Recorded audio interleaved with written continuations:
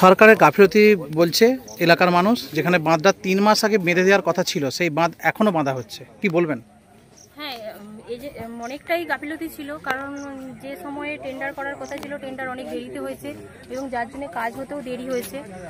এটা বর্ষা যেহেতু তাড়াতাড়ি চলে আসবে, এই কাজ অনেক আগেতেই শেষ করার দরকার ছিল, কিন্তু সেই কাজ শেষ হয়নি। এটাতে একটা সরকারের গাফিলতি আছেই।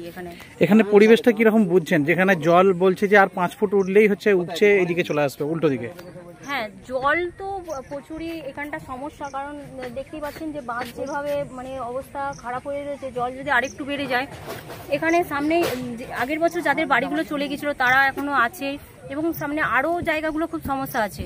তো সেইগুলো অবিলম্বে যেন তাড়াতাড়ি হয় এটা করার চেষ্টা করা উচিত ছিল আগেই, কিন্তু যেহেতু সরকারের একটা গাফিলতি যে তারা টেন্ডার করতে দেরি করেছে এবং এজেন্সিকে ঠিকঠাক কাজ করানো হয়নি, যেখানে দেখা যাচ্ছে যে বিগত বছর অর্থাৎ গত বছর যে বাড়িগুলো ভেঙে গেছিল সেই বাড়ির যারা মালিক ক্ষতিপূরণ কি তারা পেয়েছে?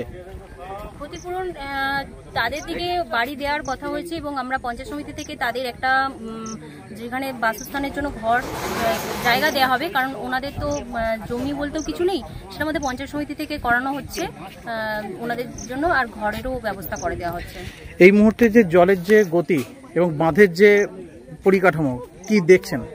বাঁধটা এখন খুবই দুর্বল এবং জল তো বাড়ছে, ধীরে ধীরে জল বাড়ছে। তবে যদি আমি অবশ্যই ভগবানের কাছে প্রার্থনা করব যে জল যেন একটু এই পরিস্থিতি যদি রয়ে যায় তো সেক্ষেত্রে মানুষের কোনো সমস্যা হবে না, কিন্তু জল যদি আরো বেশি বাড়ে তখন কিন্তু মানুষের খুবই সমস্যা হবে। এখানে কোনো আধিকারিকরা এসেছিলেন এবং ডিএম এর আসার কথা ছিল আজকে? হ্যাঁ, আজকে ডিএম ম্যাডামের আসার কথা ছিল, কিন্তু উনি আসছেন না। ব্লক থেকে বিডিও আসলেন এবং বিভিন্ন আধিকারিকরা যদিও আসছেন, কিন্তু ডিএম ম্যাডাম আসেননি। ডিএম ম্যাডামকে খুঁজে পাওয়া যাচ্ছে না। বন্যার সময় খানাকুলের বিভিন্ন এলাকাতে নির্দিষ্ট একটা দুটো জায়গায় ঘুরে চলে যাচ্ছে, এরকমটা কিন্তু এলাকাবাসীর কিন্তু তাদের বক্তব্য, কি বলবেন?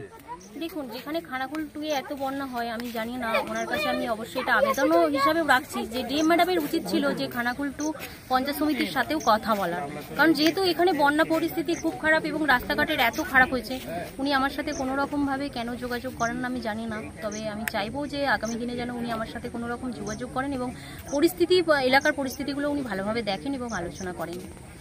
আপনার পরিচয়? আমি খানাকুল টু পঞ্চায়েত সমিতির সভাপতি রুম্পা মণ্ডল।